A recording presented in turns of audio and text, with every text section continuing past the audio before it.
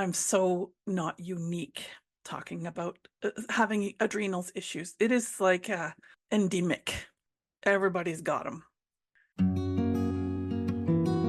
Nature makes no mistakes. God does not play dice. Instead, all of creation springs forth according to a few simple, elegant rules. All of creation, including your body. Know these rules and your body comes under your control. Welcome to Mind Over Symptom, where the pattern is revealed.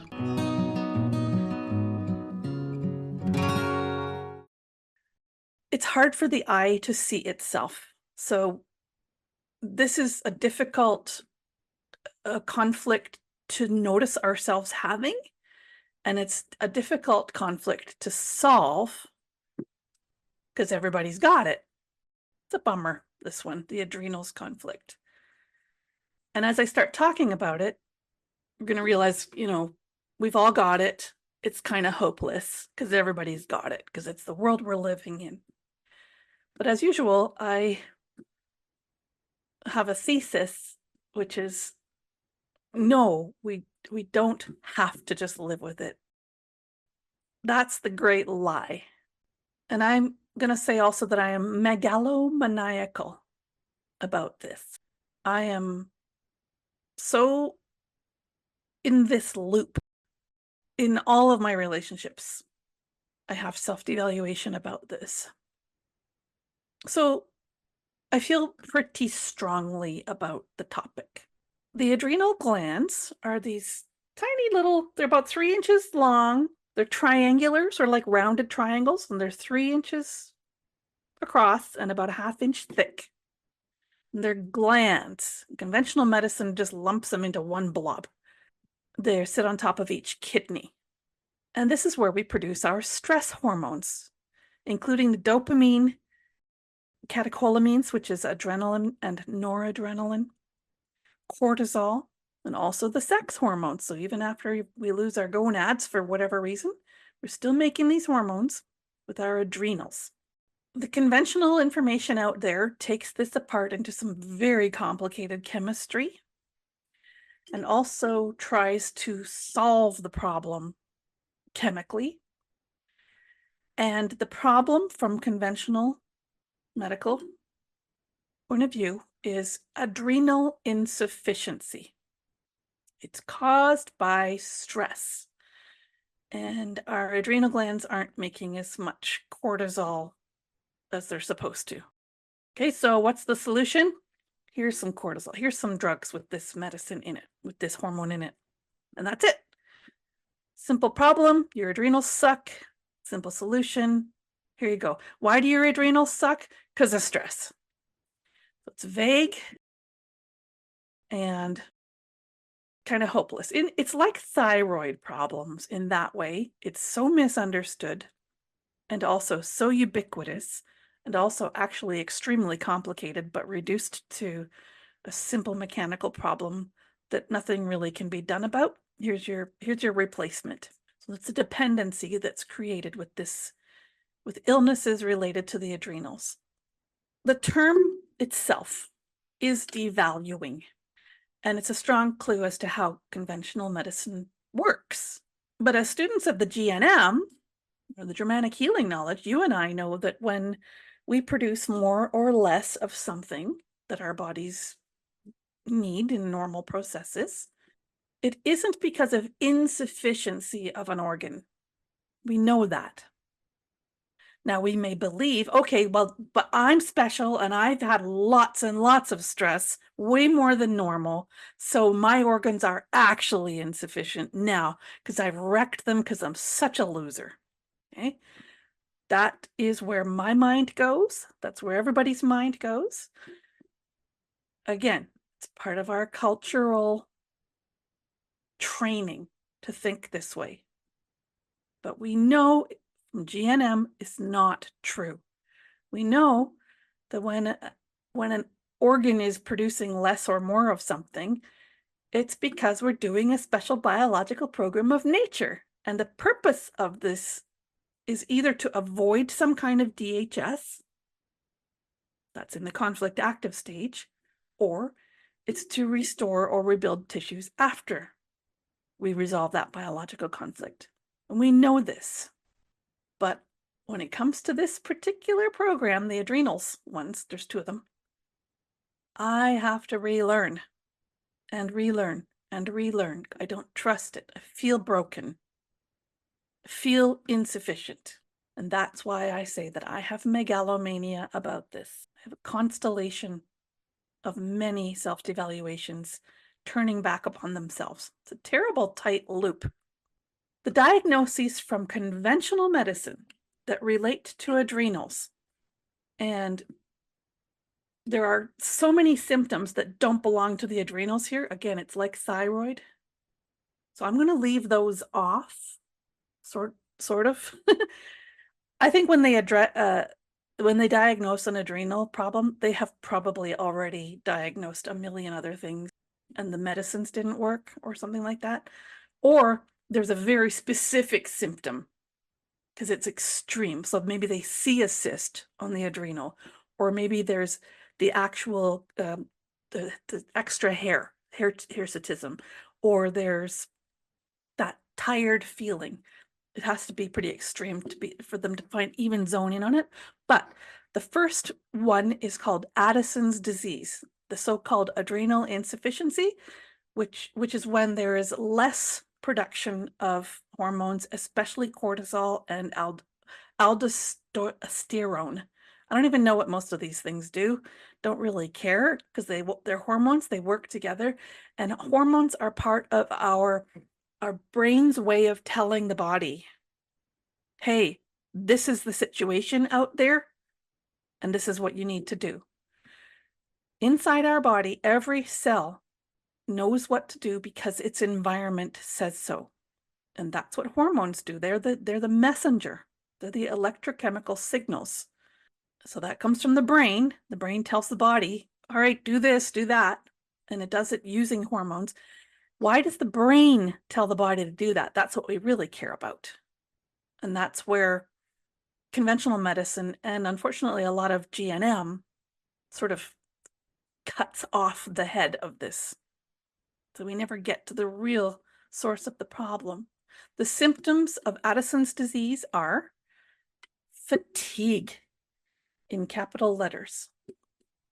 There's also weight loss, decreased appetite, skin darkening, salt cravings, and abdominal pain. I think the skin darkening could be something you could use to help diagnose. So you get the big dark circles, the stress circles. But weight loss and decreased appetite are signs of an active conflict. They are not actually specific to Addison's disease, but Addison's disease is an active adrenal conflict. And we haven't even divided the two parts of the adrenal up yet, because they're two very different organs and they have opposite responses, because one's from the old brain, one's from the new brain. The second disease that you might be diagnosed with is Cushing's syndrome, which supposedly occurs when the body is exposed to, so victimized by, passive recipient of high levels of cortisol for a long time, either from overproduction by the adrenal glands or from taking corticosteroid medications, which you would take to try to stave off the adrenal insufficiency. Whew. So you try to stave the one off and you get the other. Your medication for Addison disease can cause Cushing's syndrome, supposedly. The symptoms are weight gain. Now that's not an adrenal symptom. Weight gain is a healing phase symptom. It's a holding water symptom. It's a self-devaluation of an aesthetic nature symptom. But in the case of Cushing's syndrome, it's especially in the torso and upper back and neck and that round moon face. There's a very specific look to it. You can see somebody who's got this. You can see them from a distance. It's sort of got that very heavy upper back and neck, and it all comes down to this little tiny bum and then skinny little legs underneath that. That's somebody who's had a lot of stress, a lot of adrenal stuff, and is in kind of chronic healing, hanging healing for it with it. The third degree disease they talk about is pheochromocytoma. Ugh, that's a cancer. So that's a tumor of the adrenal gland tissue, resulting in the release of too much adrenaline and noradrenaline. Symptoms: rapid heartbeat or palpitations. Again, that is totally not specific to this. Sweating, panic attack like symptoms, and abdominal pain. Again, so vague, so vague. The only reason they can actually diagnose this is they see a cyst in the adrenal, and it's a healing phase. We know from GNM, this is actually one of those things that grows for 9 months, but once it's diagnosed, everything's going to get blamed on it. 4, Conn's syndrome, aka primary aldosteronism. Conn's syndrome is the excessive production of aldosterone, leading to high blood pressure and low potassium, supposedly. The potassium part might be correct, but high blood pressure is a kidney issue. But you know, renal and adrenal, they're related. The conflicts are kind of related too. They're located very close to each other in the brain and in the body, and conflictively, so also in the psyche. These things kind of have grown from one another.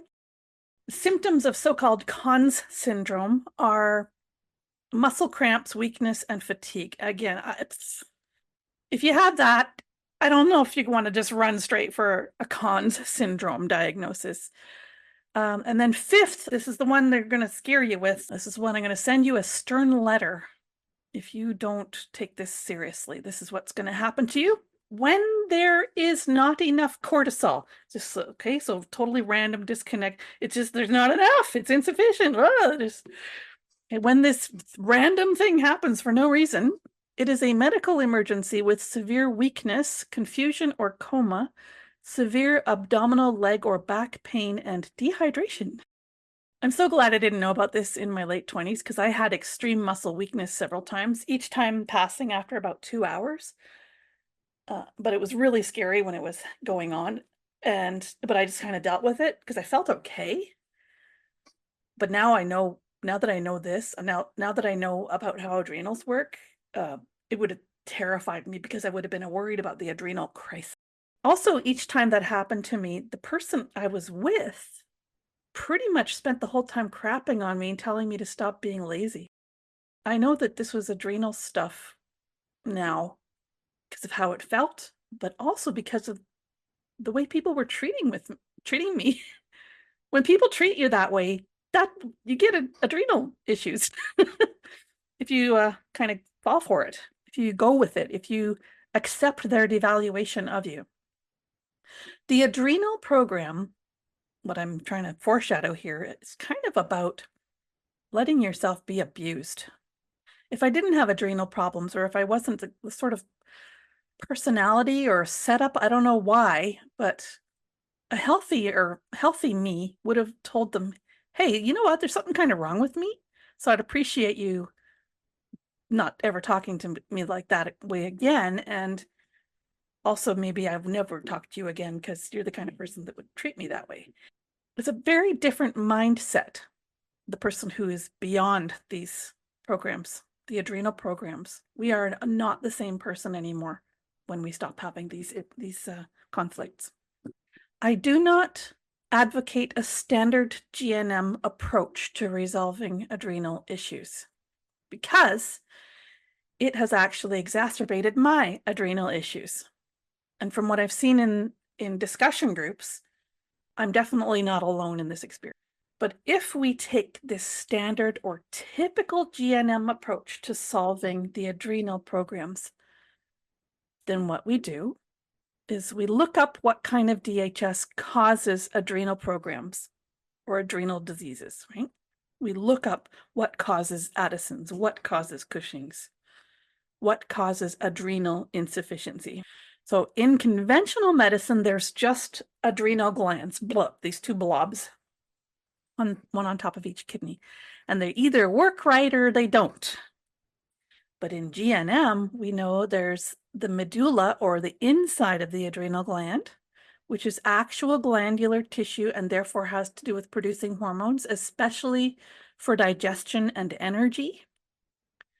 And it's controlled from the brain stem, and it gets bigger and produces more stress hormones, especially adrenaline, during the active conflict.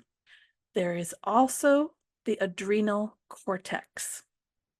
And this is the mother of all self-devaluation special biological programs. This is like the central.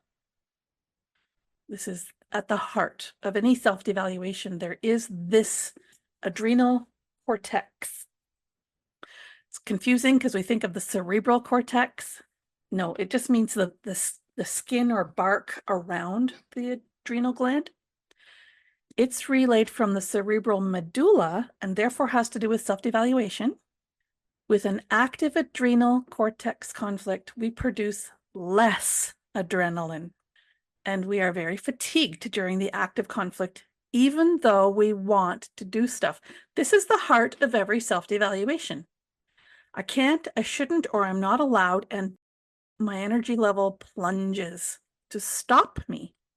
I want to do it, but I won't. So if we're prone, if we are tending towards self-devaluation, we really need to tend to this. It's like the crux. The conflict for the adrenal medulla, that's the old brain one, the center of the adrenal, the middle glandular part. The conflict is unbelievably intense stress, meaning extreme pressure to accomplish something. I have to get it done. I have to be efficient. I have to do it. It's sort of like thyroid, but it's not about speed. It's about efficiency. Someone standing over you with a gun pointed at your head screaming, "Make me a sandwich now!" That's going to be adrenal medulla. Maybe thyroid too, if they're making you hurry. Maybe we say, "Make me a sandwich well." Maybe that's a better way to say that one. Okay. Now the conflict for the adrenal cortex is related, but the program is opposite. So the conflict is being on the wrong path. Backed the wrong horse is how Dr. Hammer liked to put it. You're not doing what you should be doing, or you are doing what you shouldn't be doing. And this is getting you into more and more trouble the more you do or don't do the thing that you shouldn't or whatever. Okay. So you produce less adrenaline in order to stop you from going in this wrong direction. And this is, I think, like ground zero for any self-devaluation. I literally now can't do it, even though I want to. I've biologically stopped myself from doing this. So that's the first thing we do in the standard GNM approach. We figure out what the conflict is that makes that particular tissue or organ do that particular thing. But what's the next thing that we do in the standard GNM approach? This is the part that I think is getting us in trouble and exacerbating the problem. What's the next thing we do? We do this with any conflict.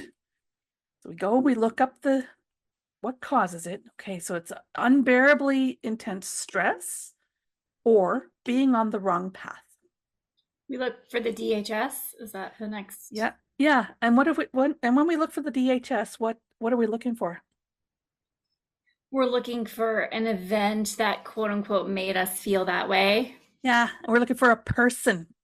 We're looking for a situation. Or for the self-devaluation one, we look for what path should I be on? What is my purpose? How can I not be such a jerk? That's what we start working on, trying to fix the physical circumstances. This is troublesome because when we're going around trying to figure out who it is or what it is that's stressing us out, our attention is turning inside out and going where it shouldn't be. And while we're doing that, we are lost. I was 13 one time. I was at a school dance. I was totally drunk. And I went around to everyone saying, have you seen my glasses? I was going to be in such big trouble. So I lost my glasses and everybody just ignored me and it was horrifying. And then eventually I realized I was wearing them. But I was so upset about how much trouble I was going to get in for losing my glasses. The reason I thought I'd lost my glasses is because everything was blurry because my glasses were filthy. That's what we're doing when we're trying to figure out what out there is causing our program. And while we're doing that, we're in a nightmare. So imagine yourself having a nightmare, running around trying to fix, the guy with the spaghetti coming out of his ears on the dock with the big fish that's eating my toes and the blue balloons. Like, I'm trying to fix all that. And now I think, but it's objectively true, Lishui. I really am stressed out by that jerk next door who's smoking in the building and the jerk 2 doors down who's sending her kids over to spy on me. They really are doing that, Okay. I'm not going to solve that though. My symptoms are not coming from them. They are coming from my own psyche. Can you think like, I'm so popular in the neighborhood that everybody wants to just, I'm so special and I'm so popular that Well, instead of just self-devaluation. You can, but you're lying to yourself, and I think your psyche knows it. Well, really? Yes. Do you really think that they think you're like this evil, witchy woman who all the neighbors hate and they are ganging up on you? Or do they, you No, think that I don't maybe feel they that way. I feel like they are mean people who, and no matter where I go, and now my story starts. And all my life I've been dealing with people like that, and then the landlord doesn't do anything. And it's hard to find a good place to live. And even if I did, and this one time when I did own a house and I had a really bad neighbor, and and I just can't count on anything. So here I go. Okay, now I've got a whole bunch more to be upset about. So I can change my perspective, but I'm actually lying to myself when I do it. And what I'm doing is I'm trying to fix that by telling myself something. It's a very outside in solution. And the whole time, I've never got at the actual source of the problem, which is a conflict in my psyche. This is really, really going to get me in trouble. And this is exactly where our focus should not be when we are trying to solve either of the adrenal programs. More about that shortly. First, I want to talk about the adrenal medulla. It's a gland. It's made of chromaffin cells. Ooh, they're special. And they produce a brown substance.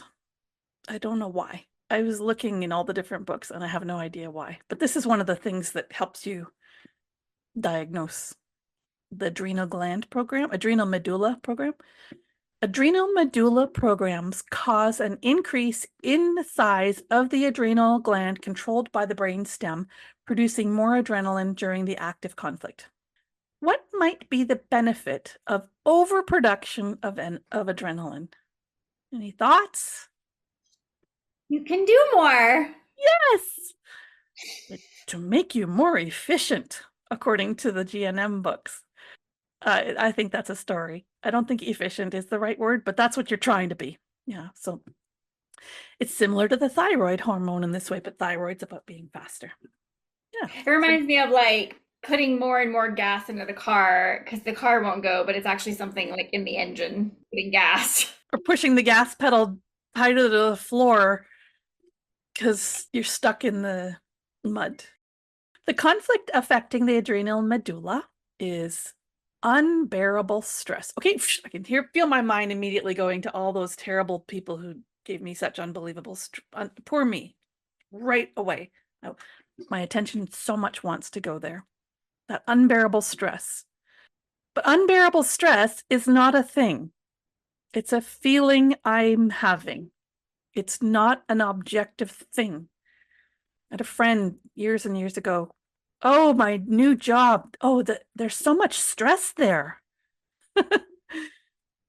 No, the stress, there's just so much of it. And she just go around bitching to everybody about the stress is too much and just basically kind of crapping on everybody so that they would all change so that the stress would be less. It was really weird. They loved her. I think she was the token female manager or something, because they kept trying to accommodate this. It was really strange. And I kept thinking, why don't you stop being a workaholic then?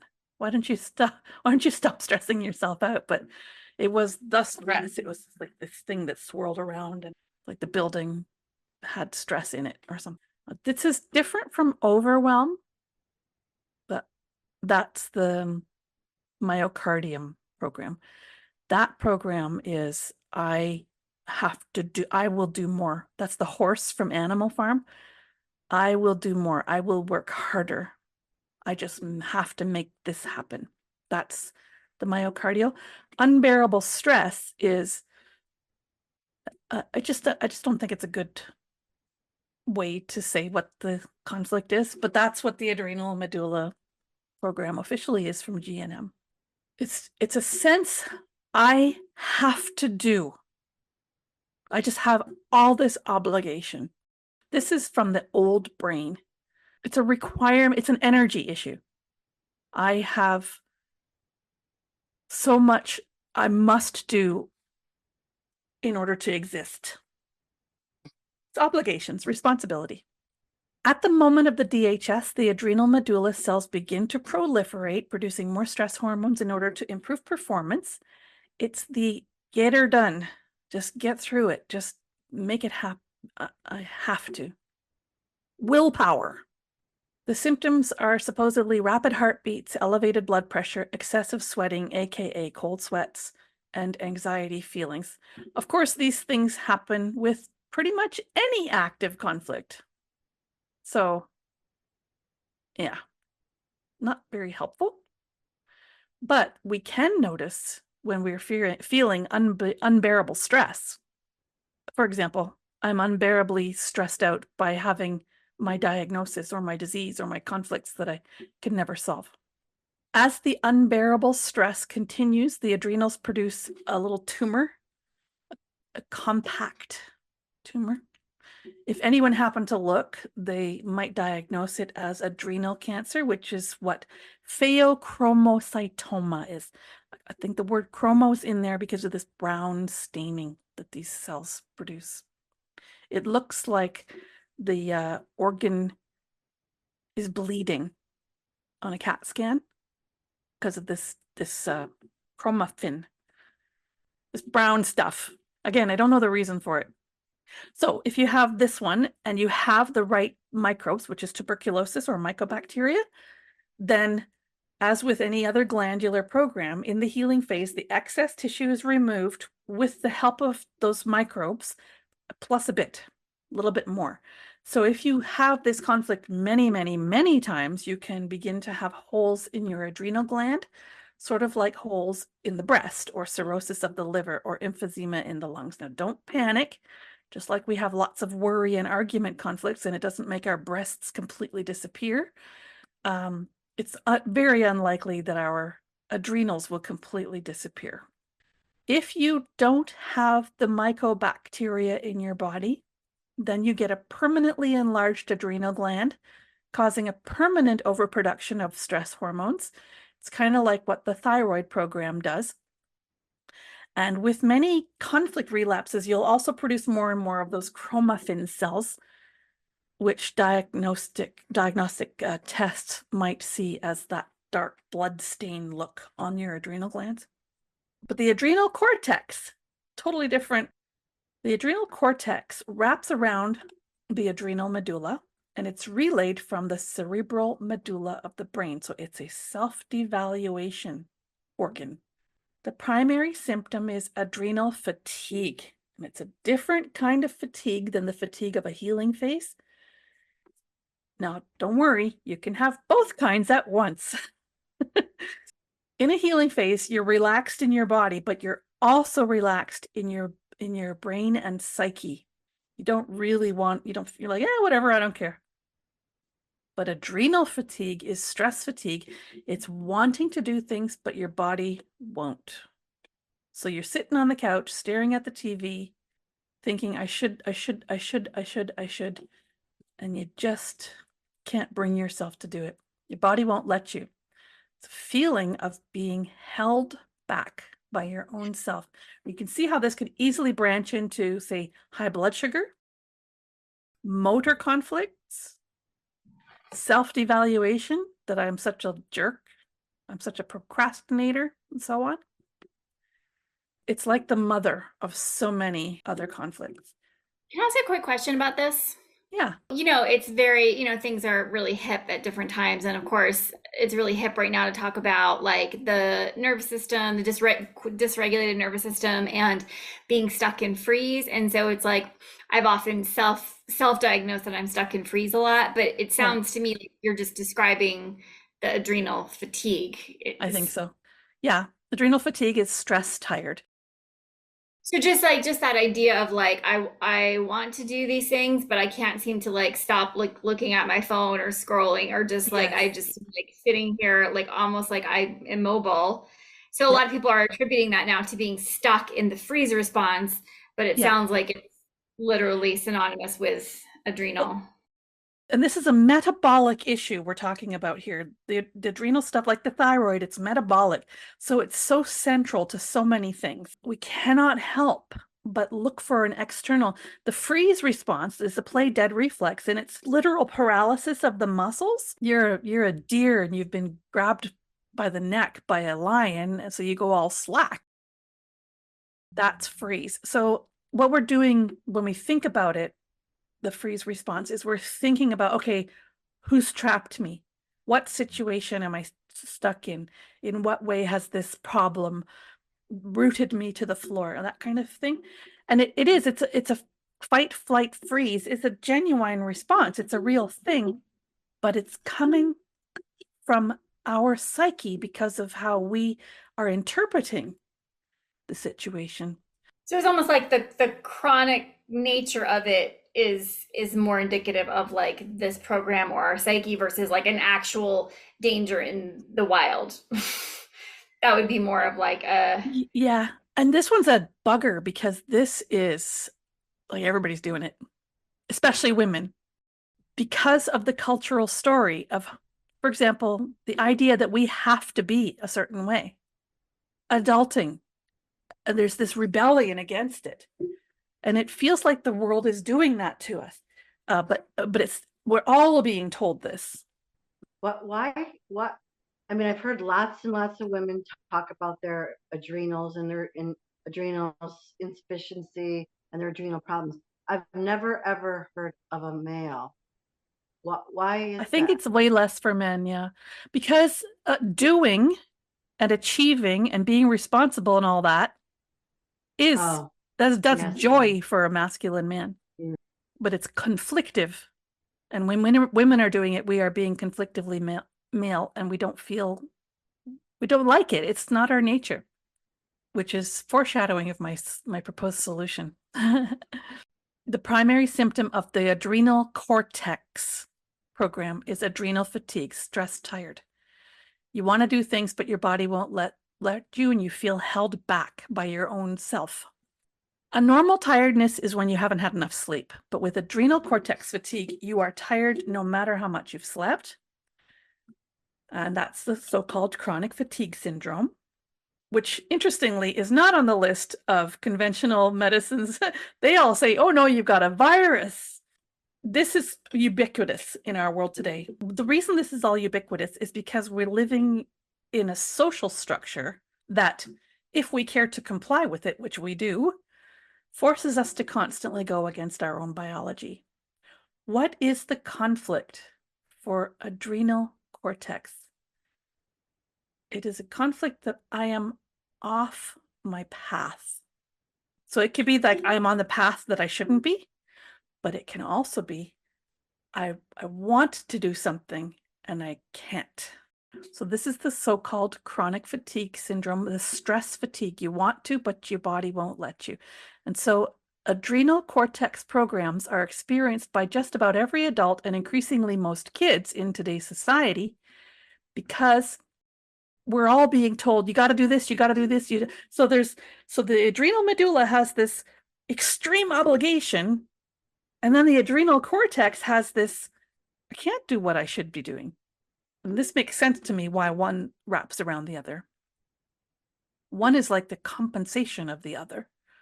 But even though this is so ubiquitous, including younger and younger children, the symptoms are almost always attributed to poor sleep.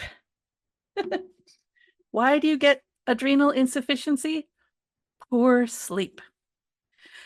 The adrenal cortex produces cortisol, and the immediate conflict active symptom is hypofunction, causing less adrenaline production. Low production of steroid hormones is diagnosed as Addison's disease, and people will be prescribed steroid drugs to counter this. What might be the benefit of underproduction of adrenaline? Remember, Keep you it's still. Yeah. Keep you still. Keep you still. Don't use it. It's bad. It's dangerous. It's hopeless. It's a waste of energy. You can have both of these at the same time, right? Because sometimes Yep. I feel like That's the worst part. I'm like, because sometimes I feel like I'm just constantly shooting out adrenaline and I don't want to be. Yeah. And then I'm exhausted and then I'm just like, what is happening? It's ridiculous. And it's a mess. It's being lost in a nightmare.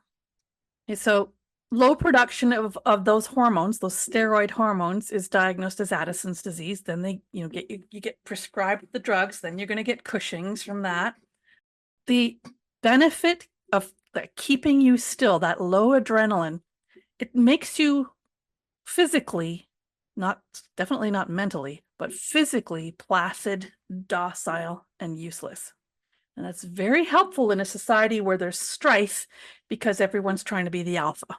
When we're feeling bad and we need to hold ourselves back, when we have identity conflicts because of our white privilege or whatever, when we're feeling like I'm too much, I'm a crappy person, we're going to have this one. Okay, what's my purpose? Well, I can't do that because how will I earn a living? Or that's not a good thing to do with what would society think of that? So here we are. I'm not just looking for my path in life so I can get on it. I'm looking for a path in life that's acceptable. And then what society is going to tell me is something that's going to give me the adrenal medulla program. Society is going to tell me that my purpose is to serve. And now I got to go for 4 years of education on how to do that. And it's the opposite of Germanic. And not only are we all trying to be alpha, we're trying to be alpha male. I want to be the boss babe. I want to be the CEO who earns as much. And meanwhile, I still got to wear stilettos and all this dumb stuff. Okay. If the intensity of the adrenal cortex conflict is high, you can get bronzing, but it's not a nice kind like you get from the jar at the drugstore. It's a browning of the palms of your hands and the soles of your feet and the inside of your mouth. That's the adrenal bronzing. The biological conflict is that you have chosen the wrong action, made the wrong decision, backed the wrong horse. It's extremely closely related to the self-devaluation conflict affecting the lumbar area of your back, aka lumbago in the healing phase, which is a conflict of being on the wrong path. It's about direction. And as you go further and further down your legs, so think of your lower back downward as sort of the back end of the horse. That's about going somewhere. And the adrenals are stop you. I'm not going the right. I'm just generally not going where I should. And then as you go down the legs, there's more specifics. Everything's branching out and sprouting and blossoming from this core idea of serving, being good enough, earning my existence kind of a feeling. This is what manifests this adrenal program. The adrenal program is the chronic fatigue syndrome, but the fibromyalgia that usually goes with it is usually the lower back and the hips and the legs, all the way down to the feet. And conventional medicine doesn't even understand that it's adrenals involved for most of this. The purpose of this muddiness, this messiness in the psyche and in the body, is to force you to stop doing the wrong thing. Nope, not gonna. It just turns your body to a blob.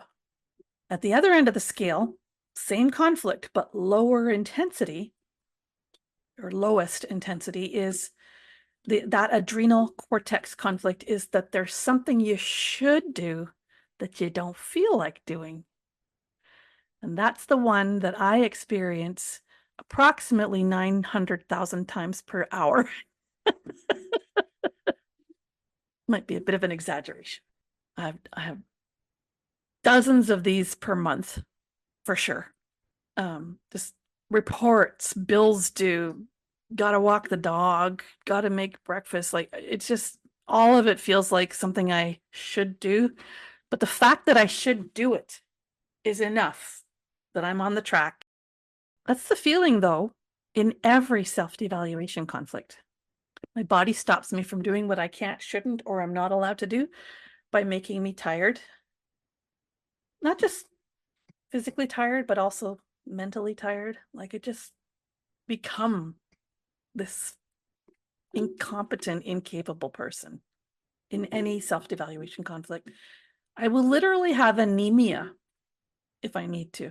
This backed the wrong horse adrenal conflict, adrenal cortex conflict also works in the other direction. It's not just I went on the wrong path, but it can also be I not allowed to go on the path that I want to take. And now we have a really serious possible self-devaluation loop. I have this one. I am not allowed to go on the path I want to take because I have stress fatigue.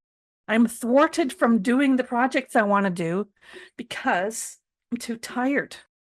Same conflict. It's not that I'm on the wrong path. It's that I can't go on the right path. Either way, same still adrenal cortex. I'm thwarted from doing the right thing. I finally understood my own adrenal fatigue and all the pain beginning in my right lower back all the way down to my right leg and foot.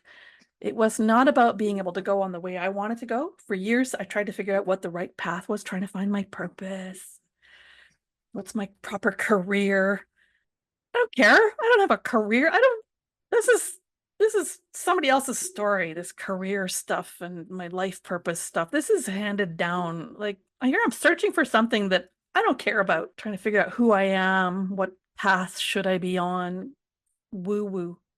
Turns out, and I discovered this one day after I quit the wrong career, 95% of my back pain was resolved with doing that. So that was worth it. But it turns out all the feelings came back full force whenever I was trying to get somewhere and I couldn't get there on time.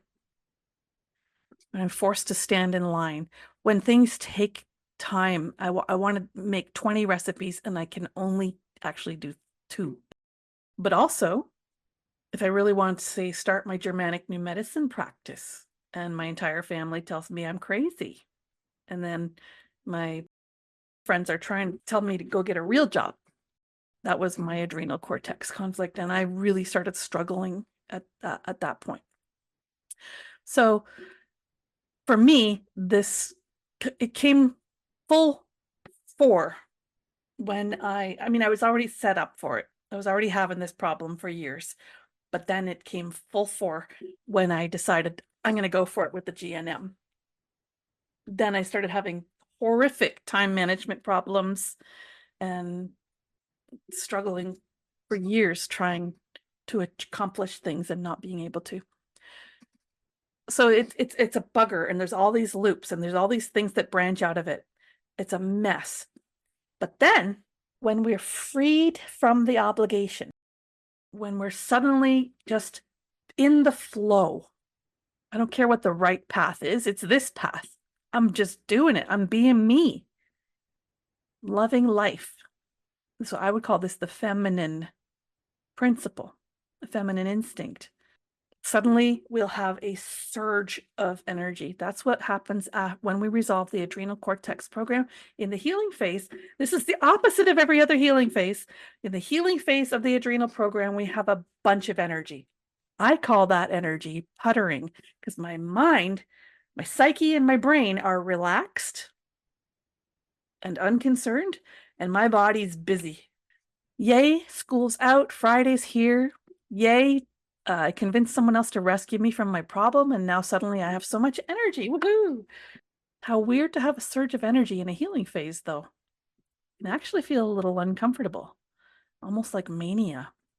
When someone's had a very large conflict mass or load with the adrenal cortex program, the adrenal cortex is then significantly larger and more productive at the end of the healing phase. And there'll be a cyst and it'll grow for 9 months, just like the kidney parenchyma program and the ovarian or testicle program. And that person will then always be restless because they're making more adrenaline than normal. So if they don't have something good to keep them busy, raising my hand here, we're going to see ourselves getting into trouble, creating drama. We're going for the extreme. We want the feeling. I mean, we go for the extreme because we can get addicted to the adrenaline feeling. But what's somebody doing when they do something, when they just, the masculine, it's easy to see. They just got to run and climb mountains and bungee jump and do all the stuff. But a woman, she does womanly things to excess, and she'll often create a lot of excitement, and that needs to be channeled healthily. So again, it's about ourself, not about others. This is what we really have to learn, and I think is what the adrenal programs teach us, and this is what the evolution is when we have these programs. It's the evolution we're trying to do. Someone who's had a large adrenal cyst or cysts will produce a lot of adrenal hormones, will always be restless, will be prone to creating drama if they don't have something productive to keep them busy. And over time, we're going to see the Cushing's syndrome body shape emerge. The torso and neck are thick and soft, and the limbs are thin, and the face has that moon shape. That's if there's high cortisol with the adrenaline. If there's high aldosterone with the adrenaline, then we see Conn's syndrome. So I think it's just splitting hairs. Now, as I said, I believe the standard GNM approach to resolving adrenal programs is troublesome because we tend to try to figure out who or what it is that's stressing us out. Our attention turns to the world out there, and that's exactly where our focus should not be when we're trying to solve either of the adrenal programs. Adrenal programs, like thyroid, are fantastically complicated to solve when we're looking for the DHS. There's the conflict of dealing with whoever you feel is sort of bullying you or oppressing you and demanding that you produce more. There's the conflict of going down the wrong path or not being allowed to go down the right path. Then there are all the accompanying musculoskeletal conflicts from the lower back down the legs to the feet, and all those little conflicts of not performing right, not being supported, not walking the walk. There's this story emerging about who we are. It's not a nice story.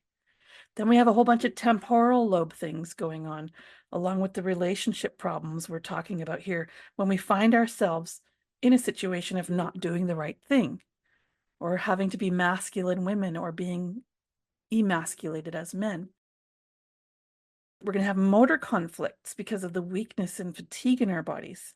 When the demands on ourselves keep building, especially as we go in and out of healing phase, addicted to adrenaline so that we're creating or getting involved in drama, especially as rescuers, then we get all the chronic problems of kind of being a doormat, right? People pleasing, feeling like our lives aren't very important. And adrenal programs have that addictive quality as well, because that adrenaline and dopamine and all that yummy hormone stuff, it's like a drug that pumps us up and gives us energy. It's like that hormetic effect, a little shock out of our sedentary complacency, especially if we're suffering self-devaluation. To have a shot of adrenaline just feels like, woohoo! I think I might be able to beat this thing, right? So it's easy to get addicted to that. And that's going to make us more prone to the adrenal medulla program, which causes us to produce more adrenaline. And then we're busy little worker bees producing tons of adrenaline, being all efficient and everything. And wow, she's great. I had a boss once, terrible boss. I like to hire women because they just work so much harder than men. It's like, you jerk. Not that I want to work harder. It's just that this work has to get done and nobody else is doing it. I can't just sit back and watch the whole company fall apart. Back pain, back pain. the conflict of being these busy little worker bees and having to perform at this level all the time, that's going to make us feel like we're on the wrong path. My life sucks. I hate this. So now I'm going to have adrenal cortex. It's just feeding on itself in so many different ways. And as this is going on and on and on, we're getting more and more prone to all kinds of illness because we're not going to be eating or sleeping properly. We're going to have digestive problems because we're in a hurry and constantly need to solve an emergency. More problems, more things that have to be done, more crises. We're not going to eat in a relaxed, self-caring way. We're not going to enjoy the moment. We're going to scarf it down. We're going to drink the wine because we need it to relax, not because it tastes amazing. We're going to eat in a stuff my face, I'm in a hurry way, or in a punish myself, I need to eat in a better way. I need to eat this and solve this thing. It's so complicated. It's basically the mind tree, branching into dozens, if not hundreds of other self-devaluation and all kinds. And then don't forget, there is no reason you can't have an active adrenal cortex program while something else is healing, causing you to feel doubly tired. There's no reason why you can't have an active adrenal cortex program and an active adrenal medulla program. I mean, you can really get messy. How do we wake up out of such a complicated mess, especially when it's the norm and when so many experts don't have the faintest clue how this works? Their solution is give you some cortisol drugs. How do we wake up from this nightmare? I mean, I've tried lots of ways that don't work, and I bet you have too. Oh yeah, I've tried a lot of ways that don't work, like a million ways. But I feel like it just keeps coming back to this idea of like, well, surrender, right? At the very base of it, of just complete and utter surrender. But then like that feels like not enough and easily leads back into the self-devaluation of like, I'm lazy. So then it feels like Yeah. there it has to be paired with like this complete rediscovering and reemergence of the true identity, like how Steiner calls the I, like there's the Yeah. four bodies in the I. And like it's almost like I feel like so many of us, definitely myself included, we live with like the I kind of like hovering a little bit instead of like bringing it in fully to the body, that full embodiment process. As it's almost, it feels like it's more like effortless for men, and there's something about women in the way we're trying to be not, like that we're not living in alignment, that it's like it shoots the eye out of the body or something, and so like then we're all trying to like get it in the body, but then we're all I don't know, it just feels like there's this like element of like surrender and also complete like invocation of the I, so that we can actually like understand what it even means to embody our essence from a place of complete non-judgment. Yeah. Which is difficult because we've been indoctrinated, right? So yeah. I think that is the answer, though. You've touched on it. I think of it as getting into the flow, being me instead of being my conflicts. And what this requires is being completely in my lane. It requires the opposite of looking for the DHS. It requires the opposite of fixing the world, fixing my situation. It requires being in my psyche. In short, it requires solving the entire mind tree. No big deal. Yeah, no big deal. Easy But peasy. we need to do it all the time anyway. We need to do it every conflict we're having, right? Because these are not things that are happening to us. These are things we are doing, and we do them. And when they don't get us what we want, we do them more. And we're creating this whole thing because we want something. So the solution is to just start having that something. What is that? What is that something? Okay, so here's the thing. I've learned tons of ways that don't work. Trying to fix society is not going to work. Trying to stop or change that stressful situation is never going to work. It's just going to pop up in a new neighborhood, the new neighbor or whoever. Trying to get on the right path. Any change to your circumstances does not fix the program. Either of them, either of those adrenal programs. Because the inefficiency, the stress, the path are all in your psyche. This is a game in your psyche. It's a game of making life more exciting than it is. It's extreme sports at an internal biological level. Why? We're after the drama. We're addicted to it. And we're addicted to it because that is the solution that we have come up with for our disconnection from the real. See, the conflict is so boring. The disconnected, isolated self, that experience that I'm holding water and sitting still and waiting for the Mother Ocean to rescue me, the kidney collecting tubule conflict, boring. Boring. The adrenal programs make it more exciting. So they're a solution for another conflict. You know what this reminds me of? It reminds me of, did you ever read Eat, Pray, Love, like years ago when it was popular? It reminds me of how she talks about like in the Italian culture, how like they like seek pleasure, whereas like we seek entertainment. And so it's like this idea that like simply being human has like this inherent, like the sweet life, but it's not exciting necessarily, but there's like a simplicity and a sweetness to it. Whereas like we're like, especially in these like uber Western cultures, we're like, entertainment, excitement, like rapid growth, like quantum leaps, you know, and then you like add in all like the life hacking and all the like life coaching, and you're just like, yeah. And then you like make yourself like very prone for adrenal conflict. We're doing it. We're doing the adrenal program. Yeah. We're doing it. I need to amp this up. The exquisiteness of my existence isn't exquisite enough. You know why? Because I'm not actually experiencing it. I'm disconnected. That's what every conflict is. It's an isolation. Every conflict. So that's what this game is, and then we're getting addicted to this cheap. So you know, I don't have someone who loves me, so I watch porn. That's what it is. But of course, no, I don't actually watch porn because it's all the same and pretty boring and weird. But wow, now that I know, I just read that somewhere. but if this is what the adrenal addiction is. This is why we make the whole mind tree because of this. We make all of our conflicts, and we keep them, and we build on them, and we branch them, and we make them more and more sophisticated because that's easier in the moment than facing the deep pain. Nobody loves me. I'm all alone.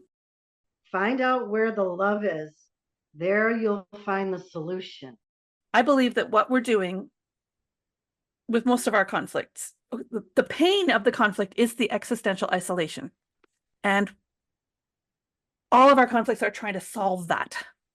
So our programs are trying to solve that. And the way the adrenal programs try to solve that is to make things more exciting, make me more important, make me more necessary, it's all just subtle variations after that.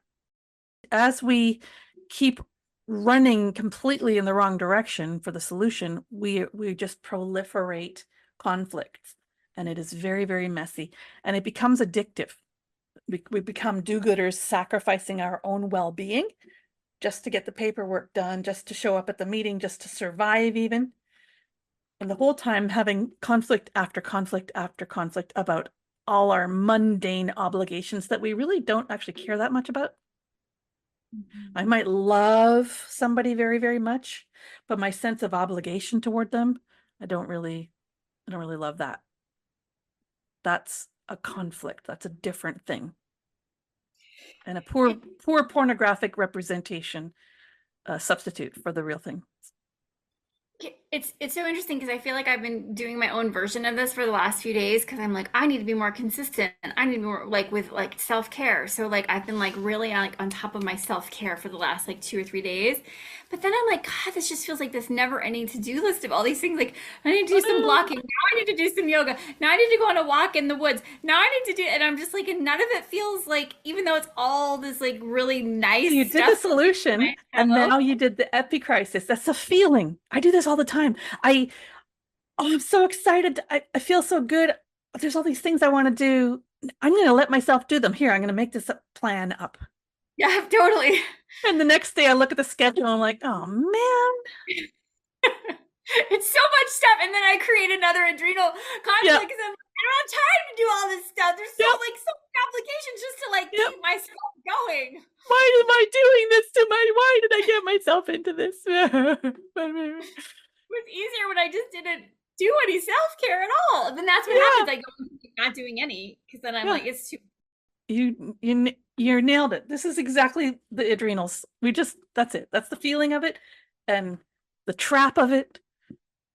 The mess I'm exhausted because I did so much self-care today. I'm exhausted. Bloody self-care obligations. Oh, what if I stop? Oh my God, then it'll be even worse. How do people have time to work? I don't understand. I'm on the wrong path. Yeah. I think I've gone down the wrong path with all this self-care. Yeah, anyway, just endless. Hormesis is doing stressful things to our body, like breathing exercises or jumping into ice water and so on. It's a shock. It's what it does is it releases a bunch of epinephrine and adrenaline on purpose, and that can sort of shock us out of an inflammatory response. So it's a great cycle breaker. It's every bit as effective as a drug that temporarily alleviates a healing phase, but it is really like a drug and can be you take heroin once and you're pretty much addicted.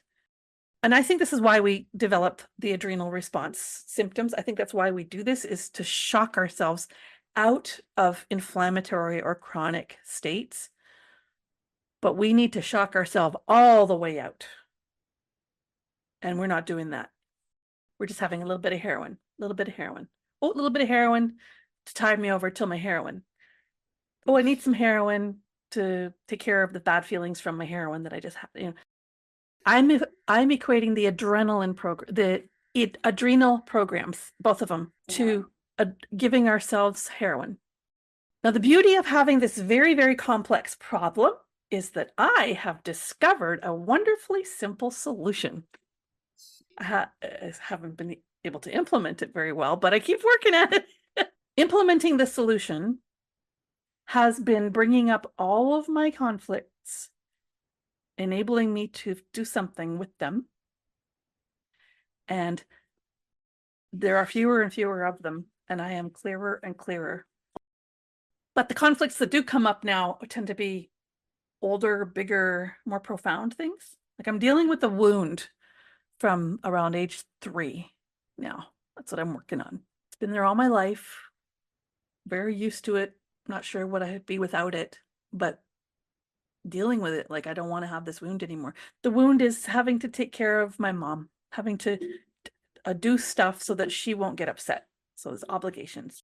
It's not easy. It's taking a long time, but I'm okay with that because of the many, many ways that this complicated set of conflicts around the adrenal stuff has helped me to evolve and is continuing to help me to evolve, and faster all the time. It's starting to be almost enjoyable.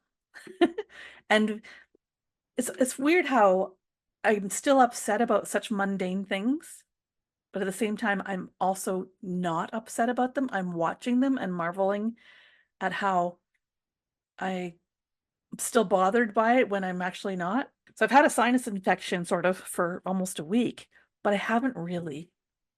I've had this headache that comes and goes. I've had a tiredness. It's kind of a stress tired thing. I'm in my own world. And at the same time, I'm seeing the actual world with a sense of clarity and reality that it's just increasing, and but it's new. It's like I'm getting the 50,000 foot view of everything and also getting a microscopic view of it and everything in between. That's the feeling I have. I feel less conflicted all around. So I'm happy. I'm okay that this is taking me a long time because it's giving me something to do.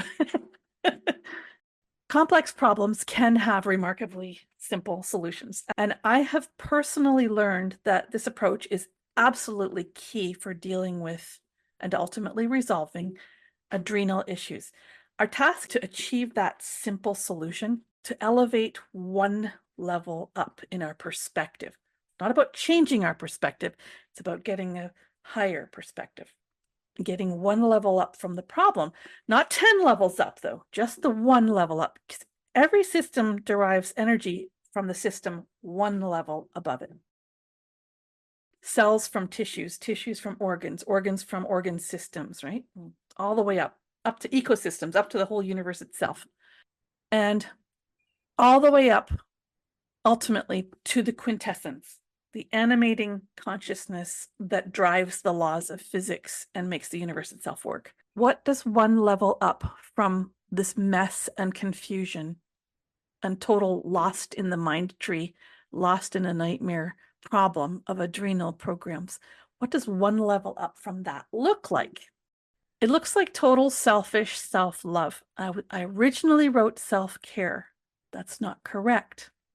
The actual one level up is this feminine, complete selfish self-love. It's not being mean to others, but it's 100% about your own well-being, your own purpose, your own responsibilities, and nobody else's.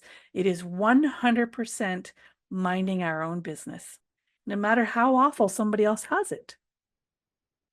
Now, I'm not talking about walking past somebody who's just been shot and ignoring them. I'm talking about not making other people's responsibilities my responsibilities. I don't have to worry about she should do this, and if this happens, then that's going to happen. I don't need to do all that. That's not minding my business. I can't make those choices. I don't know if a meteor is going to land on us tomorrow. None of this is under my control.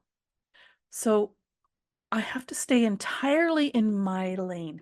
And this goes two ways: not taking any responsibility for other people's feelings, perceptions, beliefs, values, experiences, and conflicts. And here's the hard part with adrenal programs: not making anyone else responsible for my feelings and perceptions. Now that's too philosophical or theoretical. So I have a practical physical thing that you can do that represents this 100% self-responsible selfishness, which we can teach our children by modeling, teach others by modeling. And the reason I've chosen this one thing is because in order to accomplish this one practical physical thing, you really have to let go of other people's business, and you really have to attend to your own. And it's also really hard. If you can accomplish this one thing, you will have addressed or at least discovered the exact source of any adrenal issue, whether adrenal medulla or adrenal cortex. And you'll have addressed all the other branching stories and strategies that arise out of that. If you can accomplish this one thing. Now, this is a big task, right? We're talking about the whole mind tree, really. So this is a simple solution, but be forewarned that it is not an easy one. I've been working on it for quite some time, and I'm not there yet. But all the stuff that comes up as I keep working on this, it's gold. The stuff that I've been solving is pretty cool.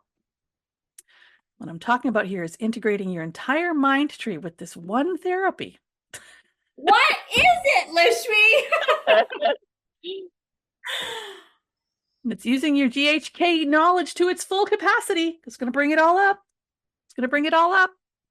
It's one thing that I advocate for you to do to solve your entire mind tree and keep it solved and be happy and healthy and live a wonderful long life for as long as you'd like is, I want you to get 9 hours of sleep every night for the rest of your life. Go to bed at around the same time and get up at around the same time. You can have more sleep if you're sick or you had to do a lot of physical work one day, but you can't steal sleep from yourself unless it's an actual life or death situation. And the reason I recommend this as a solution is if you make these 9 hours of quality sleep each night your priority, it's going to immediately show you every single moment of your day that you are tracking back to your adrenal conflicts. I promise you they're all going to come up. Whether you're feeling overwhelmed by tasks or doubting your life's direction, it's all going to come up. But those conflicts, especially the self-devaluation ones, they're always within your own psyche, and there's stories you've been telling yourself, probably for years and years and years. And it's creating a reality that you're accustomed to that then reinforces the story. If you do this one thing, just the fact of trying brings up all your stuff. and it gives a periodicity to your days instead of this running stream of consciousness of conflict. Brings everything up to the surface. You get to face it. But when you're in it's bedtime and I'm watching another movie or I'm having another argument with someone and I've just got all this work to do, now I'm seeing my conflicts in action.